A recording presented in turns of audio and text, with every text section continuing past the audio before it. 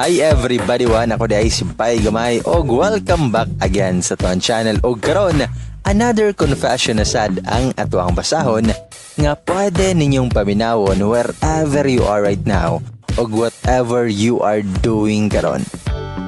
Og sa mga wala pa dahil nakasubscribe sa tuang channel, palihog kog subscribe og palihog na lang pugtok-klok sa notification bell aron updated mo kanunay.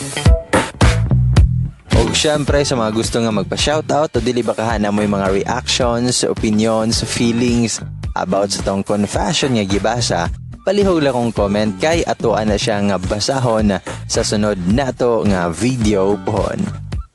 Og karon ladies and boys, everybody wan ani ana ang confession nga from one night stand to husband.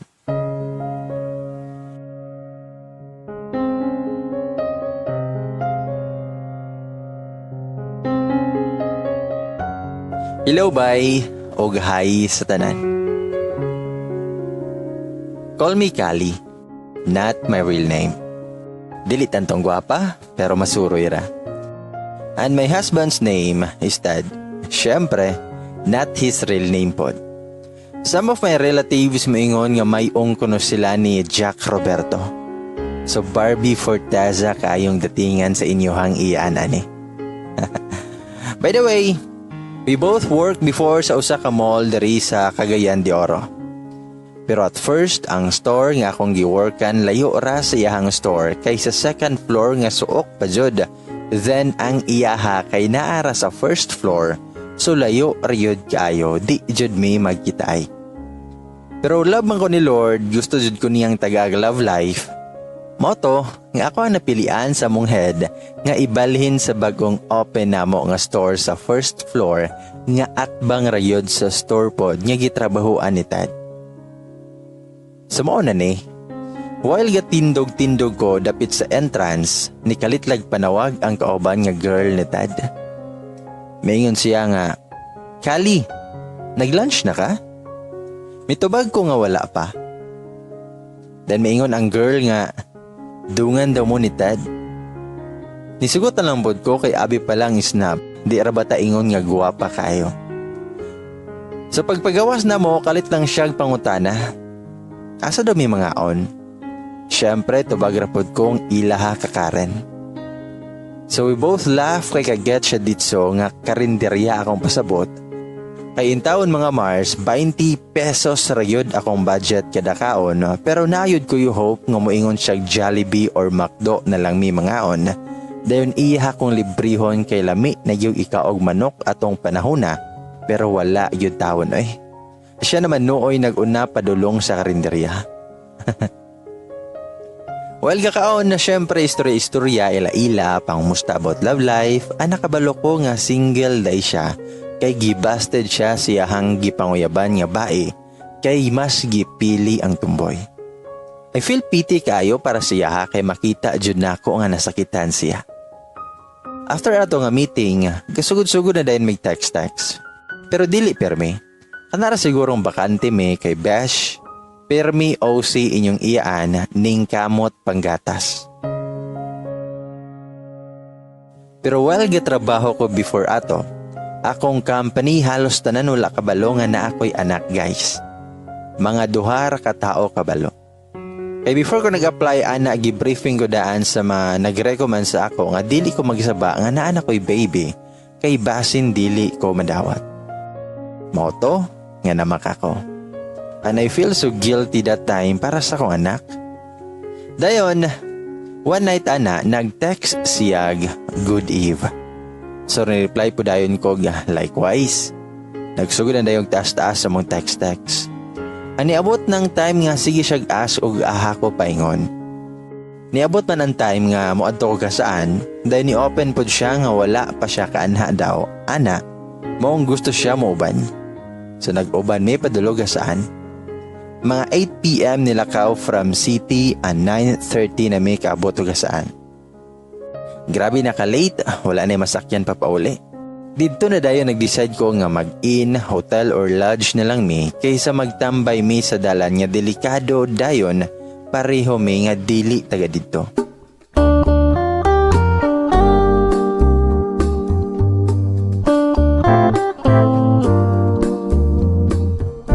na mo sa usa ka in.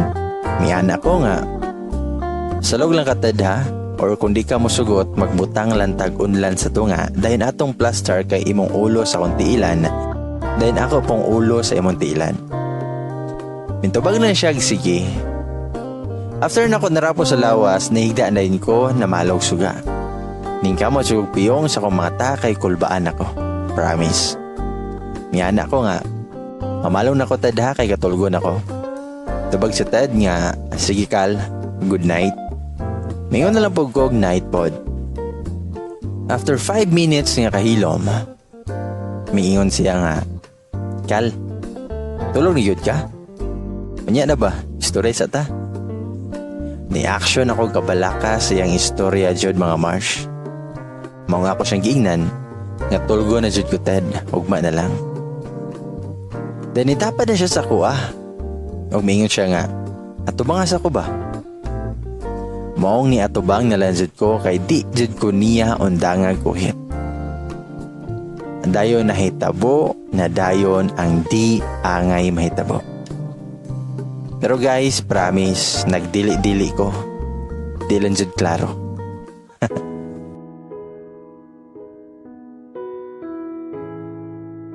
So after 3 weeks, nag-uyab na jud ming Ted mga besh. Bisag mura na gud mig uyab kay after ato nga nahitabo, magsigi naman mig uban. Bisag asang laag na mo sa akong mga ka-workmate, uban pod siya. Okay kay endagan sa mo relasyon.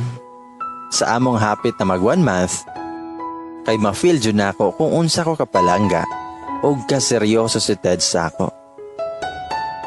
Sa iyan ako na-feel ang wala pa na ako na-feel sa akong ex for almost 6 years. Pero naalay time nga gaka-worried ko kay kanay si Ted wala pa na ako naingnan na naanak ko yanak. Ako mga amiga sigulit sa ako ang sultian na daw na ako si Ted kaya deserve niya makabalo ang dawato nako ang konsekwensas. That's why before may mag first month, ako yung siyang giingnan nga naan ako'y anak. Kay dili po gusto mamakak sa iya, mintra sa'yo pa. Mga after sa mong duty, nagpasakay na ko sa iya daritso kay gusto na ko muli. Gusto na ko musulti sa personal pero di na ko kaya. Di na ko kaya makita yung reaksyon maong niuli jud ko. Pagabot sa balay, ni-text din ko sa iya nga naan ako'y anak as in taas kaya akong explanation nga nung wala ako nagsaba sa iya daritso o okay rapod sa ako nga dili na namo padayon ang mong relasyon. Mga 3 pages akong text sa iya jud. So after 2 to 3 minutes na reply na si Ted, kulbaan pa ko pagbasa kay basin masakitan lang ko. Pero pagabasa na ako, nakaambak ako mga besh kay sa kataas akong text siya akong gireplyaga. Cute imong baby? Pwede makakita? Grabe. Wala ako kasabot sa kalipay sa tong gibati at the same time kay naulaw pud ko kay grabe kataas akong explanation pero kabalo naman day siya sa sugod pa lang. Pagkugmana, I asked him nga nung wala siya nagsaba nga kabalo na siya daan nga naan ako'y baby. He just simply answered me nga, basin man good ma-offend ka? Baong gihulat lang na ako kung kanusa ka ready nga may istorya sa ako. And because of that, nisamot ko ka-believe kay Ted kay dawat ko niya og dawat po niya kong anak. Makaingon jud kog swerte ko kay og batasan lang po istoryahan buotan po gayo. Bonus lang yun dihang looks. Now, we are happily married. He's a loving and a good father to our daughters and also a caring and loving husband to me. I felt so blessed. My advice to all single moms over there, salig lang ta mga sis kay ihatag rana sa Ginoo ang para jud sa tua, bisag unsa pa na nga pamaagi iyang gamiton. Kay kumpara sa ato, para jud sa ato. Trust His process. Ladies and boys, everybody one, mao kana ang confession ni Kali nga from one night stand to husband. Og dongan tang tiyanang moingon nga sana all.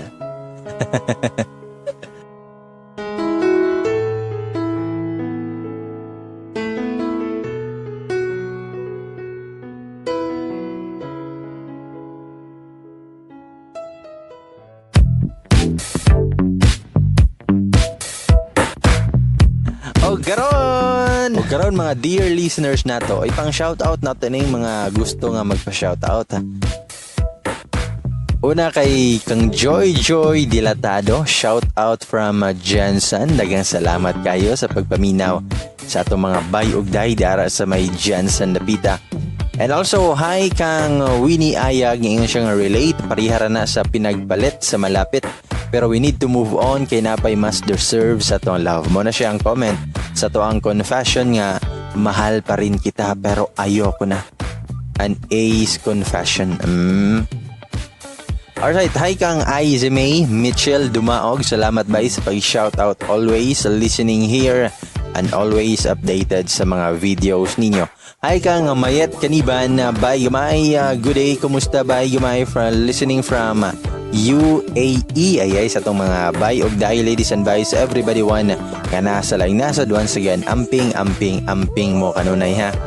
Hi kang Cecil Kahokson, relate match, Clarina Villajos, pa-shoutout ba sa next video nimo from Escalante. Also po kang Danelina Absad, hirap buuin ang taong ayaw na sa'yo. Pa-shoutout na lang ko always by amping kanunay love. Diana Rose Logroño, ka-relate ko, hi to you. Kang Maria Faith Asomo, hi. Apel pod kang Gingging de la Pena, hi, ka-relate yun ko. James Jayron Garay, ramdam ko to, parang ako lang.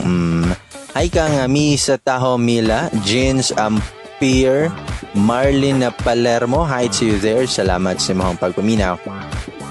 Hi kang Mary Joy Gielon. Hi kang Mary Joy Gielon, hi.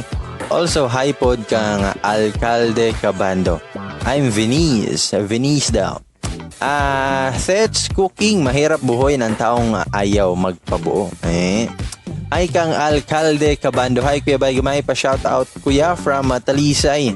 Apel pod kang Grace Riboyes. Good day bay gamay. Og hi kang NC nga taas kay ang comment on basahon kay effort ba siya comment ra ba. Dagan jud og hugot bay kay na try mo nang bang ipagpalit sa malapit ay kalami sa feeling. Nasikitan po ko katulad dito ni Sander but dili ex ang involved but other women. Yes, woman jud kay perti jud ko baero sa akong ex-boyfriend.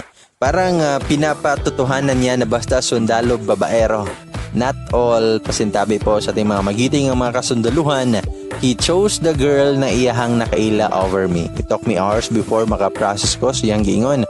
Pero in the end, I let go of him. I met him when he was devastated kay ang ex left him and I fixed him na waman ko kabalo na while ako siyang gifix, ako man po day iyahang ko baon. At first, bitter jud ko but now makatawa na lang ako and I realize you don't need someone to fix you. If you're hurt, just let yourself heal your broken heart.